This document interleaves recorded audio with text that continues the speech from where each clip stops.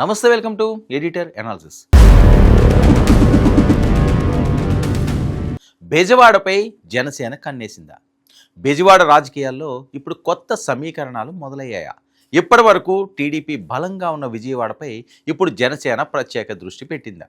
విజయవాడ కార్పొరేషన్పై పట్టు సాధించడం ద్వారా భవిష్యత్ రాజకీయాలకు బలమైన పునాది వేయాలన్న వ్యూహంతో జనసేన ముందుకు సాగుతుందా? మంత్రి కందుల దుర్గేష్ చేసిన వ్యాఖ్యలు ఏం సూచిస్తున్నాయి? ఈ విషయాలన్నీ ఇప్పుడు చూద్దాం. విజయవాడ నగరానికి సంబంధించి తాజాగా జనసేన సమీక్షా సమావేశం నిర్వహించింది.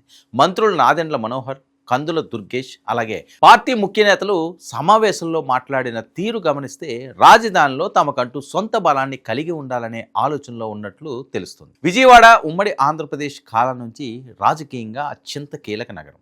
అధికారాన్ని ప్రభావితం చేసి నగరాల్లో విజయవాడకు ప్రత్యేక స్థానం ఉంది. వ్యాపారం, రాజకీయాలు, సామాజిక ప్రభావం, మీడియా, విద్య, రవాణా అన్నీ కలిసిన కేంద్రంగా విజయవాడను చూస్తారు. మరి అలాంటి నగరంలో రాజకీయ ఆధిపత్యం సాధించడం అంటే రాష్ట్ర రాజకీయాల్లో బలమైన ముద్ర వేయడమే. అందుకే ఇప్పుడు జనసేన విజయవాడపై ప్రత్యేక వ్యూహంతో ముందుకు వెళ్తున్నట్లు సంకేతాలు కనిపిస్తున్నాయి.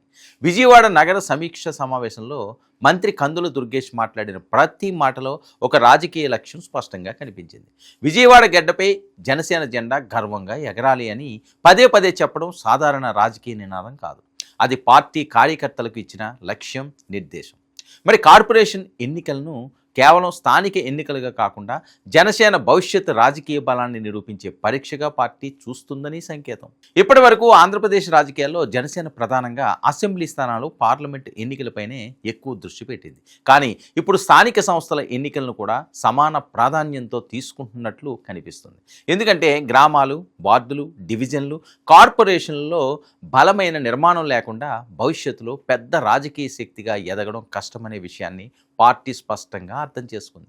విజయవాడ విషయంలో మరో అంశం కూడా ఉంది.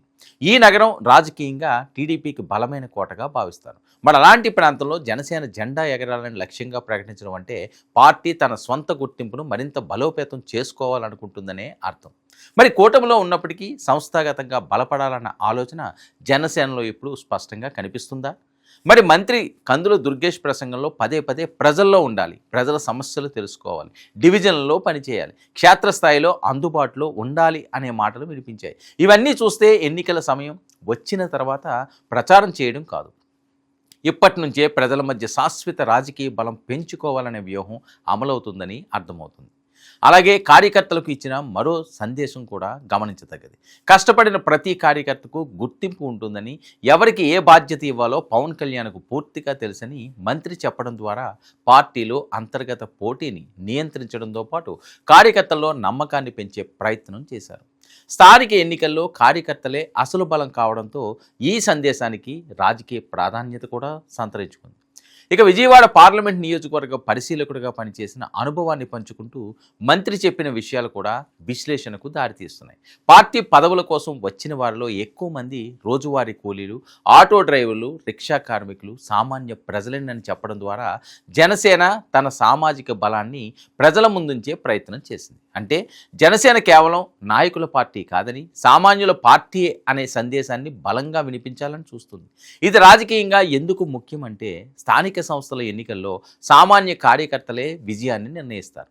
ప్రతి వార్డులో తిరిగేది, ప్రతి ఇంటి తలుపు తట్టేది, ప్రతి ఓటర్ని కలిసేది కార్యకర్తలే. అందుకే జనసేన ఇప్పుడు వారినే కేంద్రంగా పట్టుకుని సంస్థాగత నిర్మాణాన్ని మరింత బలోపేతం చేయాలని భావిస్తున్నట్లు తెలుస్తుంది. మరోవైపు మంత్రి నాదెండ్ల మనోహర్ సమక్షంలో ఈ సమావేశం నిర్వహించడం కూడా ప్రత్యేక ప్రాధాన్యత సంతరించుకుంది. పార్టీ రాజకీయ వ్యవహారాల కమిటీ నేరుగా విజయవాడపై దృష్టి పెట్టిందనే సంకేతం దీనిలో కనిపిస్తుంది. ఇది సాధారణ సమీక్షా సమావేశం కంటే ఎన్నికల యుద్ధానికి ముందు వ్యూహరచన సమావేశంలా కనిపిస్తుంది. కూటమి ధర్మాన్ని పాటిస్తామని చెబుతూనే పార్టీని బలోపేతం చేయాలని మంత్రి కందుల దుర్గేష్ చెప్పడం కూడా రాజకీయంగా ఆసక్తికరం. అంటే టీడీపీ, బీజేపీతో కలిసి పనిచేస్తూనే జనసేన తన సంస్థాగత శక్తిని పెంచుకోవాలని చూస్తుంది. ఇది భవిష్యత్తు రాజకీయాల్లో పార్టీకి స్వతంత్ర గుర్తింపును మరింత బలపరిచే ప్రయత్నంగా కూడా విశ్లేషకులు భావించే అవకాశమూ ఉంది. ఇక విజయవాడ కార్పొరేషన్పై ప్రత్యేక దృష్టి పెట్టడం వెనుక రాజకీయ లెక్కలు కూడా ఉన్నాయి. విజయవాడలో విజయం సాధిస్తే కృష్ణా జిల్లాతో పాటు మధ్య ఆంధ్ర ప్రాంతంలో పార్టీ ప్రభావం మరింత పెరుగుతుంది. అదే సమయంలో పట్టణ ఓటర్లలో కూడా జనసేనకు బలమైన స్థానము ఏర్పడుతుంది. అందుకే ఈ ఎన్నికలను పార్టీ అత్యంత ప్రతిష్టాత్మకంగా తీసుకున్నట్లు కనిపిస్తుంది.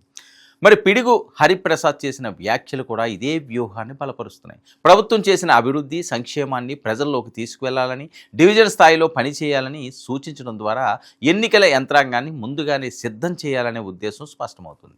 ఎన్నికల నోటిఫికేషన్ వచ్చిన తర్వాత కాకుండా ఇప్పటి నుంచే ప్రజల మధ్య ఉండాలని నాయకులకు సూచించడం కూడా అదే వ్యూహంలో భాగం.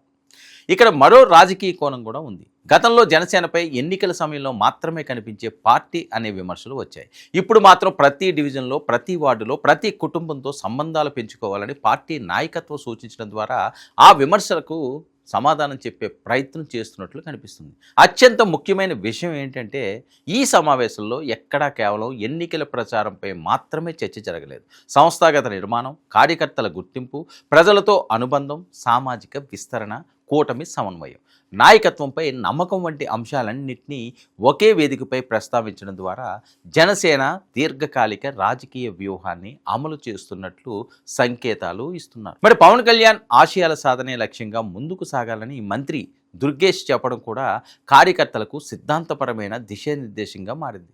మరి పార్టీ అధికారంలో భాగస్వామిగా ఉన్నప్పటికీ సంస్థాగత బలం పెరగకపోతే భవిష్యత్తులో రాజకీయ స్థిరత్వం సాధ్యం కాదనే అవగాహన నాయకత్వంలో ఉన్నట్లు ఈ వ్యాఖ్యల ద్వారా అర్థమవుతుంది. మొత్తానికి బెజవాడ సమీక్ష సమావేశం తర్వాత ఒక విషయం మాత్రం స్పష్టమైంది. జనసేన ఇప్పుడు విజయవాడను భవిష్యత్తు రాజకీయ విస్తరణకు కీలక కేంద్రంగా చూస్తుందా? మరి రాజధాని అమరావతికి దగ్గరలో ఉన్న విజయవాడ కార్పొరేషన్లో బలమైన పట్టు సాధించడం ద్వారా రాష్ట్ర రాజకీయాల్లో తన సొంత ముద్ర మరింత బలంగా వేయాలనే లక్ష్యంతో ముందుకు సాగుతోంది. మరి కూటమిలో భాగస్వామిగా ఉంటూనే సంస్థాగతంగా బలోపేతం కావడం, కార్యకర్తలను క్షేత్రస్థాయిలో చైతన్యపరచడం, సామాన్య ప్రజలతో అనుబంధాన్ని మరింత పెంచుకోవడం, ప్రతి డివిజన్లో రాజకీయ ఉనికిని బలపరచడం వంటి లక్ష్యాలతో జనసేన ఎన్నికల యుద్ధానికి ఇప్పటి నుంచే సన్నద్ధమవుతుంది. ఇది ఈనాటి edited analysis. Stay tuned to 99 news.